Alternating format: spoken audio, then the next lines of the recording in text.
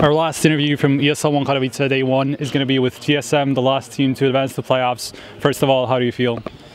We feel really great after the third game. Yeah, it was good coming back, and we knew that we had a good T side on Overpass, and it's a map we practiced hard on because we know we want to be good on almost all maps, if not all. And yeah, it felt really good to finally get something out of it. So first match was against Cloud9. It was a Nuke. I guess we all know how it happened. It was 13-2 for you as CT, but then it kind of fell apart. What can you say about that? You only won one round. What do you think went wrong? There's basically two things. You saw the same thing happening with Hellraisers, and I think it was CLG. Yeah. CLG made a comeback as well, so it just shows that Nuke is at the moment not balanced. And on the other side, we didn't prepare enough for Cloud9. We thought that we could play our own game, and you could pretty fast feel that they counter-stratted us, and yeah, kudos to them for that. That was really awesome by them. So did you expect to basically end up on Nuke, or did you expect another maps from the Americans? Well, the last two majors now with DreamHack and this, we've played 4 nukes in group stage and we played 5 matches, and I think we've only lost like 2 officials in the last 6 months on Nuke. I don't know, something about that. I'm not sure, so we feel really weird when people pick Nuke against us because we feel like it's our home map, so yeah, comfortable we felt, but it didn't work out. So what about the second matches? What can you tell us about that? Walk us through the match, really. The 3D Max or the 3D Max one? Okay, yeah. So the 3D Max game was a CD side again, but this time we actually started worse and losing the gun round and the 2 eco rounds for Spice, and we actually had a bit of lag in motivation, or not motivation, but maybe the feel of the game. But we got back and we got an 11-4, I think, and yeah, we managed to win a gun round first time in this tournament. So we got the 14 rounds, and then it was basically just getting 2 rounds, and it worked out. Now, second time on against Cloud9, sorry. As you said, you were comfortable on Overpass, but was there a point where you thought that it could slip away, because you were at 6-6, I think, at one point? So, what was your communication like throughout the entire Overpass? So there was a lot of issues. In the first 5 rounds, my monitor kept going black every time I got flashed, and they tried to fix it, but it didn't work anytime. So we were pretty bummed about that. And then there was the TeamSpeak crash and stuff like that. So we pretty much ruined the what did you say? Momentum. Yeah, momentum, and they got 3 fast rounds and made it 6-6, and we managed to bring back like the 3 last, so it was okay. We knew that actually you can win 10-5 as T, so for us it was okay, at least how it went in Brack.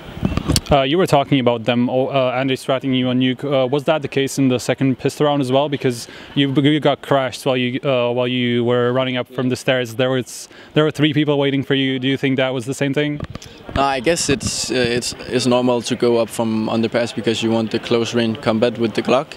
So they just make a good setup for that, and they hit. I think they used 4 bullets and got 4 guys. Yeah. So it was just really good aim by them, and that's what happens. And then you buy a Tech 9 and then you win. So it doesn't change that much when you're a T because you have the Tech 9. Yeah, that's what I wanted to ask about as well, because at this tournament, I think every team agrees that the Tech 9 is way too powerful right now, and the second round is never like a safe round anymore. Well, it hasn't been for a while because of the CZ, but still, what do you think could be better about the Tech 9? What do you think could be changed? I know we talked about it, but still, what do you think personally?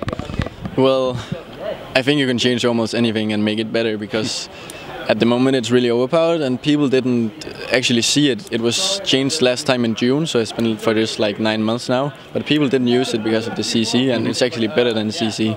It's better than an AK if you go first, so I think they should definitely nerf it. But I don't think they should nerf pistols that much, because you don't want it in a Source or 1.6 view where you just have 2 rounds that basically doesn't matter. Okay, now you're in the playoffs. You know at least which of the 3 teams you can meet. So which one of them would you like to meet first? I'm sorry, and basically which teams would you like to avoid or rather meet in the semifinals or possibly the grand final?